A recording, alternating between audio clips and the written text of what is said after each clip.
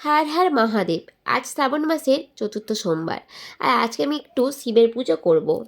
এখন আমি স্নান করে এসেছি আর একটু সিঁদুর পরে নিচ্ছি। আমি শুনেছি খালি শীতেতে কখনোই শিবের পুজো করা উচিত নয়। তোমরাও কি এই নিয়মটা মানো?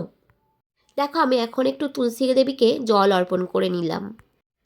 এখন চলে এসেছি ঠাকুর ঘরে, আর দেখো আগের থেকে আমার যা যা লাগবে আমি সেগুলো গুছিয়ে নিয়েছি। শিব ঠাকুরের ডান দিকে কিন্তু থাকে গণেশ দেব, আর বাম দিকে থাকে কার্তিক দেব, আর মাঝের যে সরু মতো অংশ ওখানে থাকে অশোকা সুন্দরী, আর গোল করে যে অংশটা আছে যার মধ্যে লিঙ্গ থাকে ওটা হলো মহামায়া।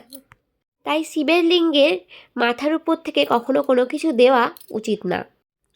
প্রথমে ডান দিকে অর্থাৎ গণেশ দেবকে, তারপর বাম দিকে অর্থাৎ কার্তিক দেবকে, তারপর মাঝের সরু অংশটাতে মানে অশোকা সুন্দরীকে, আর তারপর গোল করে যে অংশটা আছে ওখানে মানে মহামায়াকে সব কিছু অর্পণ করতে হয় আগে, আর সবশেষে লিঙ্গের মাথার উপর। শুনেছি স্টিলের পাত্রে রাখতে হয় দুধ আর তামার পাত্রে জল। তো আমি যেটা জানি সেটা অনুযায়ী পুজো করছি। তোমরা যদি অন্যভাবে কেউ করো কমেন্টে অবশ্যই বলতে পারো। আর দেখো, কথা বলতে বলতে আমার শিব ঠাকুরকে ওনার নিজস্ব জায়গায় আমি বসিয়ে দিয়েছি। তারপর একটু ফুল অর্পণ করে নিলাম।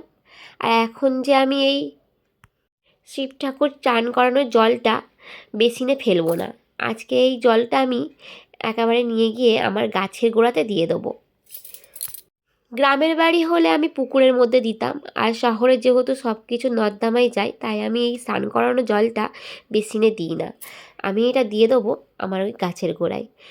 চলো, আজকে এই ভিডিওটা এটুকু। আবার পরে কোনো একটা ভিডিওতে তোমাদের সাথে দেখা হবে।